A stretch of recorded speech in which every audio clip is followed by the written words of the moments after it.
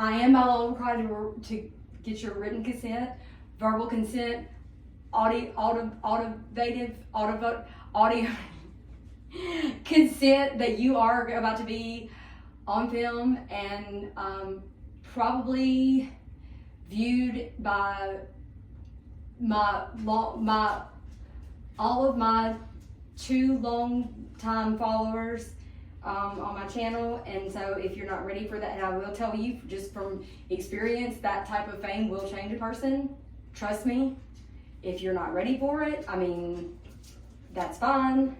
You know, it's not for everybody. I do want to know what the deal is with laying in dog beds, because Isaac does it too. Mm-hmm. When he gets overwhelmed, when he gets like he does, he goes in and he lays on the ground on the dog bed. What is that? That was just a random funny thought that happened. It's and I'm not trying to make serious about everything, but I'm very curious by that, because I was just making a joke, that's all. but we know that there's a little bit of truth in every joke. We know that. About that. I'm wondering if either the dog beds seem really wait, but hold up now.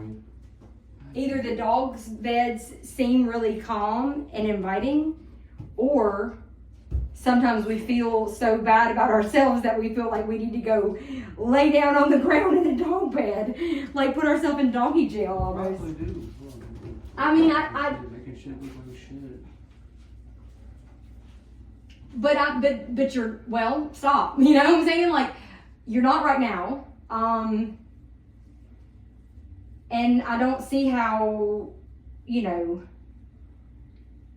I mean, we need to fix everything, because I think that, you know, whether or not I make you feel like crap about stuff, you're going to when you see the stuff, you know.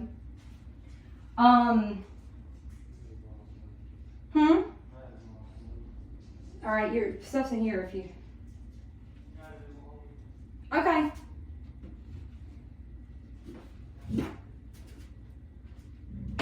So, okay, since I am recording, I'm just gonna keep talking.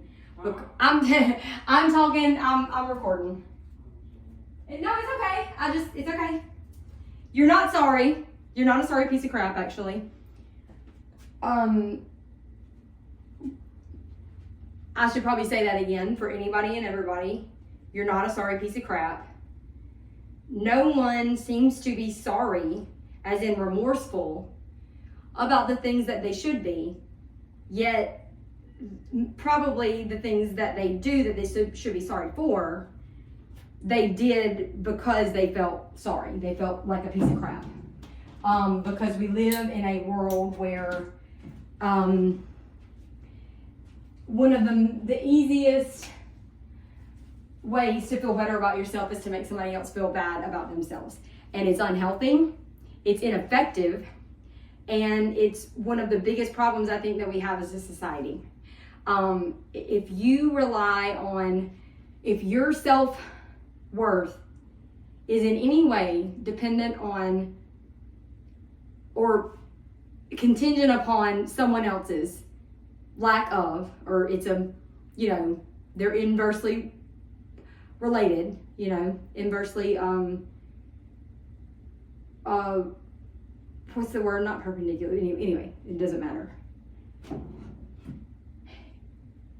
Jesus was around, well, first of all, he was around fishermen, tax collectors, prostitutes. He was not with the respected, high-standing members of society. He was not with the elders in the church. He was not with the people that in the marketplace, the pagans and the Philistines that had names and titles that were well known in the marketplace. He was with what society deemed as the castaways, the nobodies, the whatever. However, I don't want to speak out of turn, because I really can't.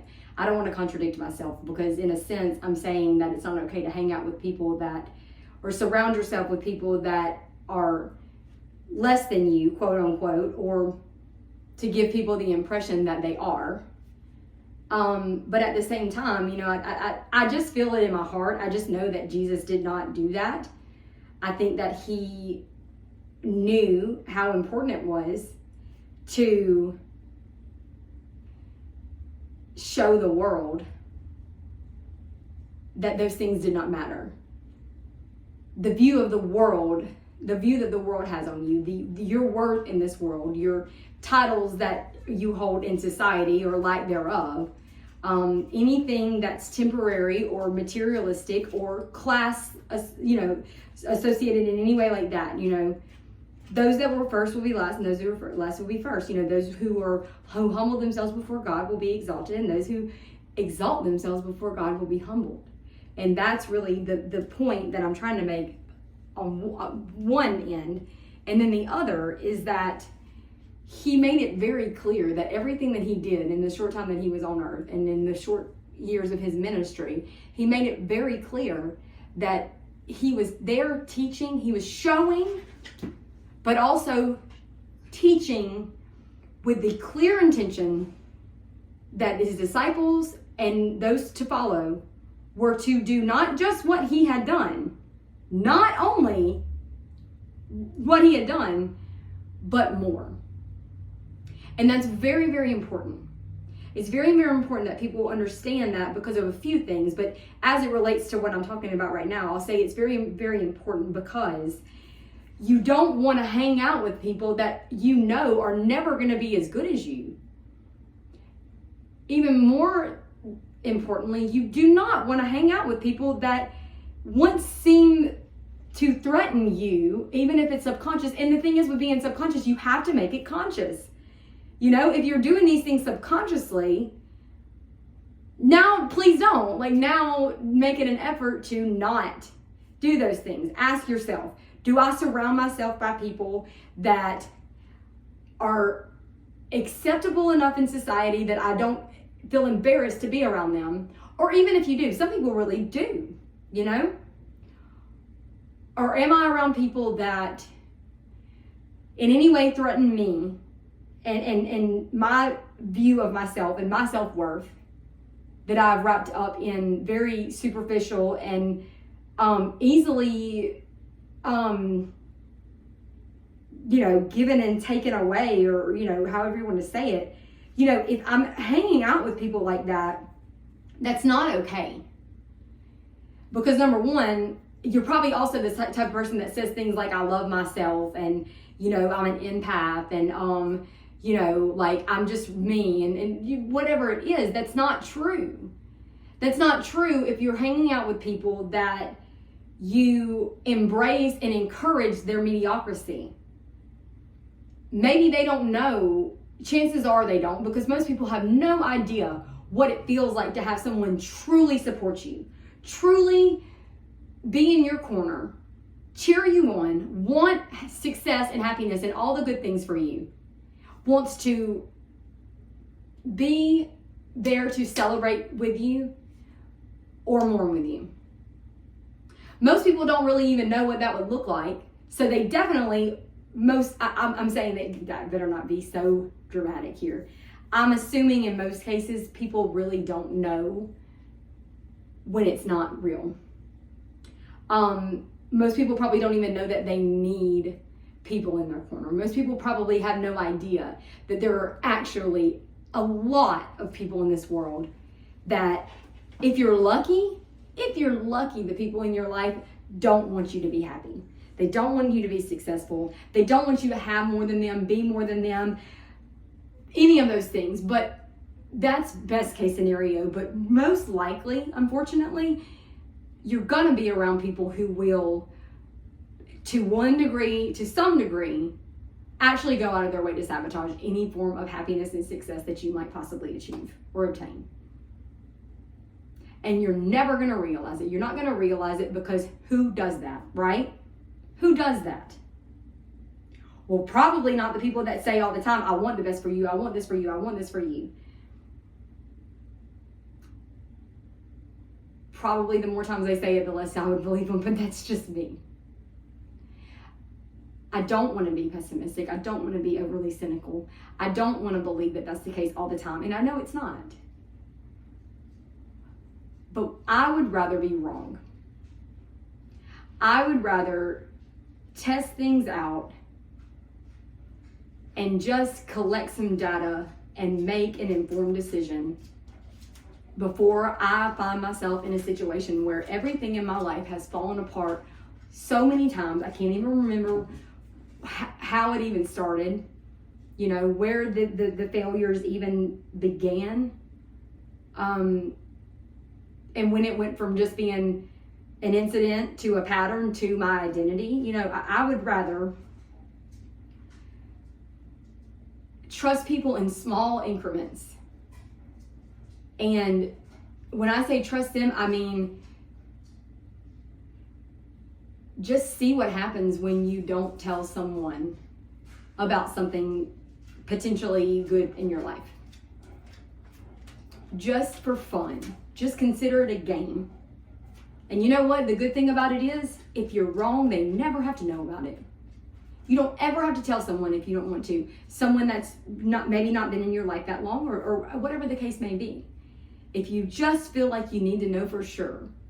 Because one of two things is going to happen. If you say it's not right to judge people, which a lot of people do, I can't judge people. You're negative. You think these things and you're speaking them and thinking them into existence, or you're projecting that onto, whatever the case may be. Well, maybe so. However, I think that it would be fair to assume that you're judging someone either way.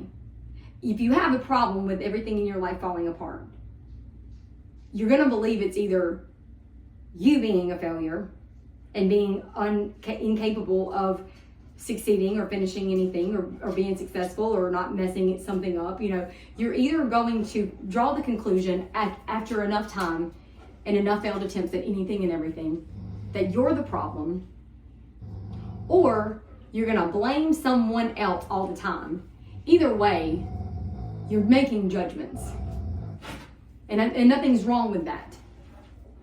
I just want to, for me personally, I would just like to have a pretty good idea of whether or not the judgment that I'm making is at all accurate. Because it really hurts you more than anybody in the long run. If I keep having failed relationships, failed career attempts, failed anything, if everything in my life seems to always go from, miraculous to catastrophic in 0.5 seconds, and it seems to get bigger and better and then quicker and faster and more, more explosive every time. If I'm sitting here saying it's this person, it's that person, it's this, it's everything else, pointing out everybody else's fault except my own. If that were the case, I don't think I would want to, I would really want to consider the possibility that maybe it's me, because that's really the only thing I could change anyway. On the flip side though, I really think it's dangerous to, most likely if you, so you're either someone who, shifts blame and really just everything, like I would say, like I said, no, stop. Someone that, kind of externalizes everything, whether it be like, I get my happiness, I get my everything, I blame everything, I take my emotions out, everything is directed outward. I don't know if that would be like an extrovert, probably, or someone who's an introvert who, kind of like takes on, they self-mutilate, they take on other people's negative emotions and blame and things like that. They're probably the scapegoat of the family. Those people, it kind of, you have will you stop? Do you see that I'm doing something? Do you? I know you do. Do you think that I want to stop? Oh, wow. Okay, sit then. Sit. Okay. Well, hold on a second now. We're going to be careful about this, okay? Okay. Okay. Okay. Yeah. You don't have to eat my nose. You don't have to eat my anything. Oh, excuse me. Excuse you, I mean. Why are you trying to bite my head? Why are you doing that? Thank you. You know, you're clawing me, huh? Why are you doing that? We're gonna get down? We're gonna get down? Can I get up here? Can we try it like this? Can you give me your paws now? Look, come here. There you go. Oh!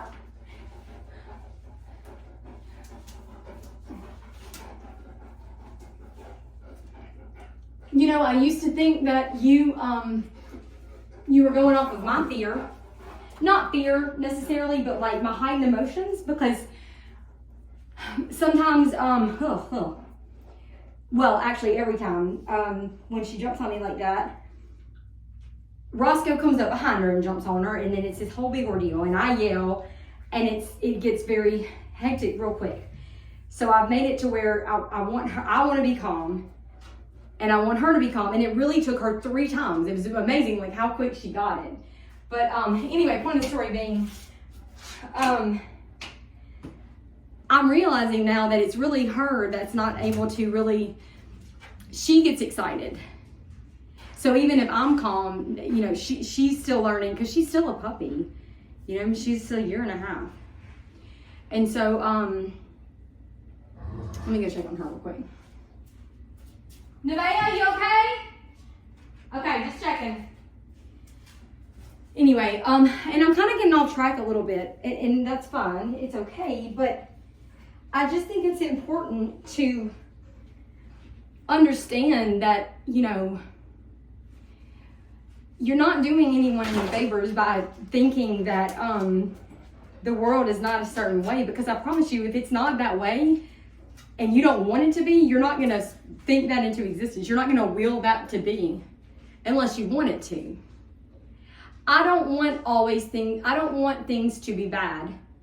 I don't want situations to end badly. I don't want people to, if they have a choice, or if I think that things could go a manner, you know, a certain different ways, you know, there could be several outcomes, some of them good, some of them positive, some of them negative, some of them being disappointing as far as people and, you know, whatever, but I don't want them to go badly. I don't. So I need it to be clear when I say that, like, if I think that there's a chance that they could, there's no harm in me considering that possibility. There is a difference, or there's a balance between considering the possibility that certain things could very well be the outcome of a situation, but not wanting that.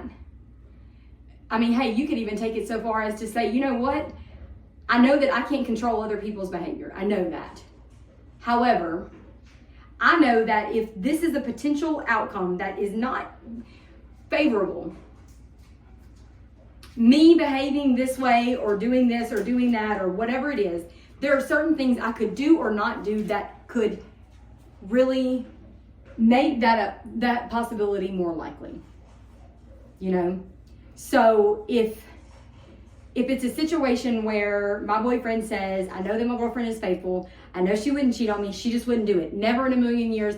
I don't believe that it could happen, so I don't even think about it. Period. You get it. Now, with that being said, okay, this is going to be about, let me see how I can kind of structure this to where it'll actually kind of make the point that I'm trying to make. If I say that about him, no, that's not right. Let me try again. So if I'm afraid that my boyfriend is someone who is like, and a lot of people are kind of like a tit for tat type mindset. So if you hurt me, I'm going to hurt you. If I think you're doing this, I'm going to do that. If I'm worried about this, then I'm going to make you worry about, you know, whatever it is. Now, a lot of people, unfortunately, are in that very limiting mindset. They do kind of operate that way. I don't like that. I hate that for them, especially because it's, you have to assume that they live with a lot of resentment and unforgiveness. Especially, because revenge never really, it doesn't help, I mean, I'm not saying it doesn't help, but it's not, anyway. My point is this. If I thought that he was somebody that was like kind of a, anything you can do, I can do better type, has that type of mentality, mindset.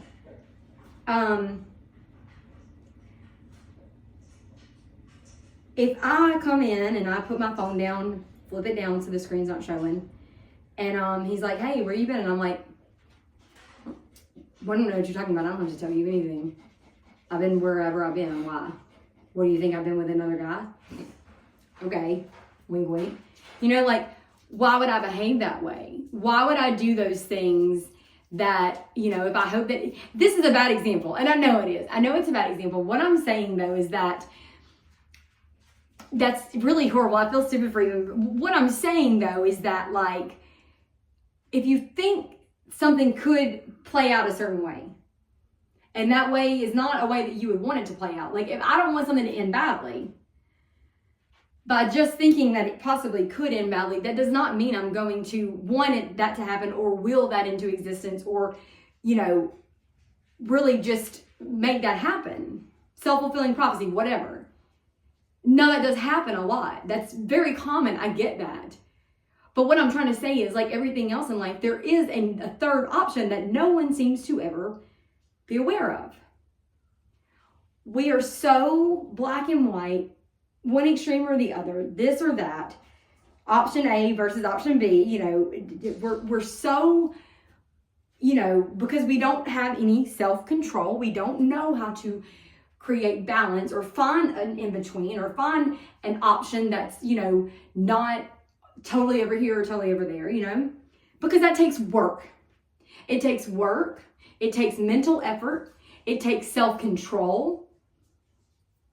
It takes accountability. It takes a lot of effort, way more than it does to know that something's going to happen and then let it happen and go, I was right. Or go, I have no idea. I don't even believe it. I'm positive. As long as I'm positive, nothing bad can ever happen. Boom, it happens. And then I go, how could this happen? I had no idea. What in the world? I never saw this coming. That there doesn't have to be only two options. It's possible to consider something and just open your mind to that possibility. That way, if the signs are there, you're going to see them. If I don't believe that, the metaphor thing's not going to happen tonight because I think I'm too brain dead. But I want to get some of this off my chest. I need to, because I feel it. I feel it inside of me. There's so many things that are just, And one of the things is, I'm not going to stop overthinking. Period. For one thing, one reason that I'm not going to is because that's not possible. Anyone who uses the term or the phrase overthinking, they're full of shit. There, I said it. If that's you, if you are one of the two followers, no, I'm just kidding. If you tell people they're overthinking something or they just think too much or they're thinking too much into it, you are on some level a manipulator, period. You are a weak person that was robbed at an early age of the ability to think for themselves by someone who in turn also was not capable or didn't know that they could think for themselves, and so on and so forth. And they robbed you of the opportunity, or they robbed you of the ability to see that you could think for yourself. and made you think that you are a weak person that can only get what you want out of life by manipulating and tricking and belittling people and making them feel smaller than you so that you can bully them into getting what you want out of them. And that does a very, very large injustice. That it does a huge injustice for everyone involved. Telling someone they think too much really just makes you look like an idiot. Because there is only thinking, period. You are always thinking about something. So if you think that you have a PhD in psychology, and maybe you do, if you tell people all the time that they overthink things and they think too much and they need to just not think so much or overanalyze everything or whatever. Now, overanalyze, okay, I get it. And that's actually where I was going to go with this. So fair enough. I love it when I have debates with myself. That's awesome. I think I'm actually intelligent enough to have them.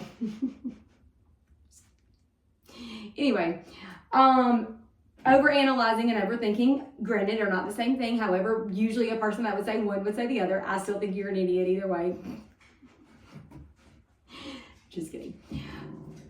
Now, if you have a PhD in psychology or otherwise think that you are qualified, have the credentials to diagnose someone with obsessive compulsive disorder or some other type of compulsion, compulsive like cognitive disorder or something like that, if you feel like you have the